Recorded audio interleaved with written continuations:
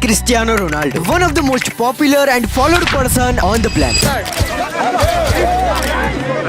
आज की डेट में उसके इंस्टाग्राम पर 630 मिलियन से भी ज्यादा फॉलोअर्स है। लेकिन एक लड़का जिसके पास फुटबॉल शूज खरीदने तक के भी पैसे नहीं थे, because we were really poor and had like no money. She worked whole days as a maid to buy me my first shoes so I can play football.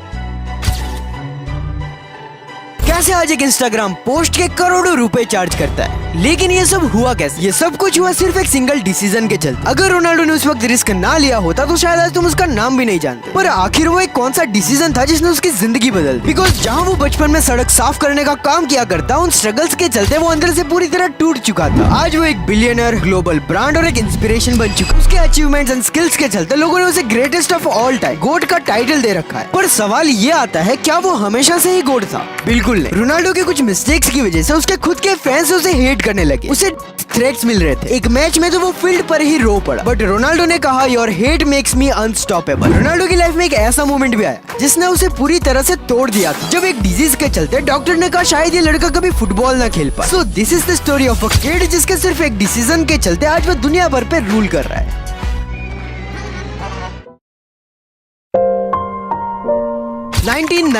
वो लड़का जिसे आज एक लीजेंड और गोट कहते हैं, एक टाइम पर सड़क साफ करने का काम किया करता। पूरी फैमिली सिर्फ एक सिंगल रूम में रहती और फाइनेंशियल कंडीशन इतनी वीक थी कि फुटबॉल शूज तक अफोर्ड नहीं कर पाते। और फादर एक अल्कोहलिक जो गार्डनर की जॉब किया करते। बट ईयरली 2000 में उनकी भी डेथ हो गई जब रोनाल्डो सिर्फ 20 इयर्स के थे। और इतना तुम इमेजिन कर ही सकते हो कि पापा के गुजर जाने के बाद घर की जिम्मेदारियों के चलते लाइफ कितनी पेनफुल हो जाती है। बट इससे भी काफी पहले at the age of 12 Ronaldo ने काफी पेनफुल डिसीजन लिए। घर, पेरेंट्स, फ्रेंड्स सबको छोड़कर फुटबॉल एकेडमी ज्वाइन करने के लिए अकेले लिस्बन शिफ्ट हो गए। सोचो जब हम 12 के थे तब स्कूल का होमवर्क सबसे बड़ी प्रॉब्लम लगती थी। बट उसी सेम एज में रोनाल्डो अपनी लाइफ में स्ट्रगल कर रहा था, जहां उसने फेस किया बुलिंग, होम सिकनेस और एक ऐसी लैंग्वेज जिसे वो समझ भी नहीं पाते थे। लोग कहते थे यू आर टू स्किनी, तुम फुटबॉल खेलने के लायक ही नहीं हो। पर उसने कभी गिव अप नहीं किया। फिर आया उसकी लाइफ का सबसे बड़ा चैलेंज, और ये चीज रोनाल्डो ने खुद भी एक्सपेक्ट नहीं की थी कि उसके साथ कुछ ऐसा होने वाला है। बिकॉज डॉक्टर ने कहा शायद तुम कभी फुटबॉल ना खेल पाओ। जिस ड्रीम के लिए उसने सब कुछ छोड़ा वही ड्रीम उससे छीन लिया गया। Because at that time he was suffering from racing heart diagnosis, जिसमें विदाउट एनी रीजन तुम्हारी हार्ट बीट नॉर्मल से काफी फास्ट बीट करती है, जिससे काफी सारे सिम्टम्स भी देखने को मिल सकते हैं। इनफैक्ट सडनली हार्ट कोलैप्स और फेल भी हो सकता है। लेकिन रोनाल्डो ने सर्जरी करवाई और कुछ ही टाइम बाद ट्रेनिंग शुरू कर दी। और यहाँ से उसके सक्सेस का हंगर और भी ज्यादा डेंजरस हो गया। क्रेजी डिसिप्लिन और प्योर फोकस। वो नेचुरली गिफ्टेड नहीं था, बट उसके डेडिकेशन ने उसे नेचुरली ऑब्सेस्ड बना दिया। लेकिन अब तक रोनाल्डो ने जितने भी डिसीजन लिए वो सारे डिसीजन उस एक डिसीजन के सामने कुछ नहीं। एनीवेज 2003 के दौरान एक मैच में कुछ ऐसा हुआ जिससे उसके करियर में काफी बड़ा चेंज आने वाला था। और यही से उसको इनिशियल बूस्ट मिला। बिकॉज उसने मैनचेस्टर यूनाइटेड के अगेंस्ट एक फ्रेंडली मैच खेला और वहाँ पर उसने सबका गेम ही चेंज कर दिया। इतनी तगड़ी परफॉर्मेंस दी कि सर एलेक्स, फुटबॉल के गॉडफादर, जो कि ओपोनेंट टीम के मैनेजर थे, रोनाल्डो की परफॉर्मेंस देखकर उन्होंने कहा इस लड़के को हम तुरंत अपनी टीम में लेंगे। और $15 मिलियन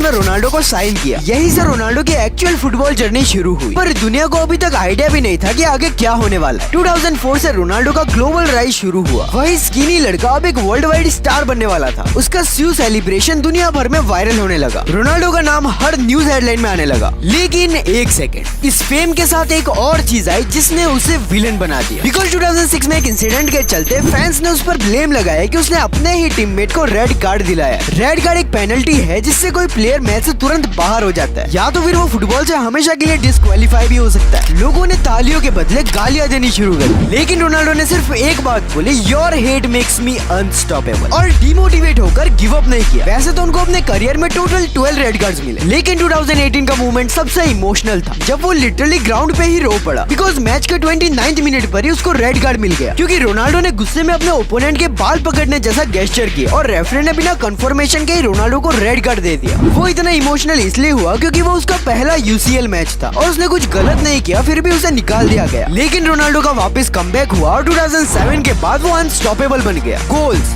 ट्रॉफीज और रिकॉर्ड ब्रेक करना मानो उसका रूटीन बन गया।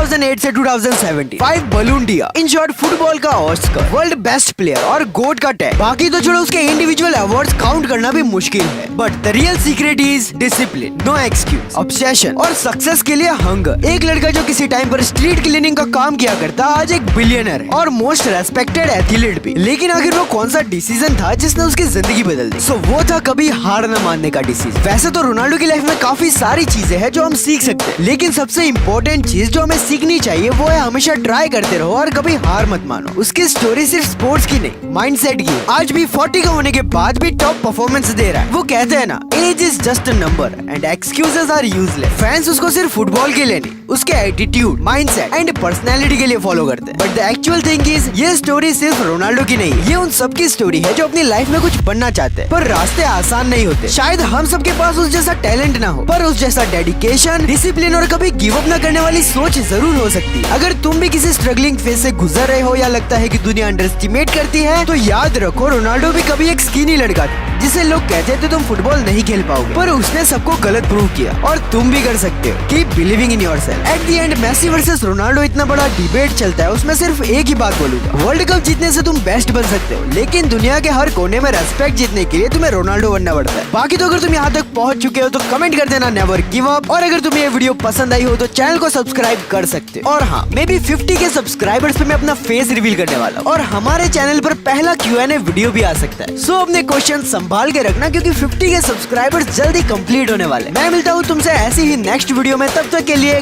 Good bye.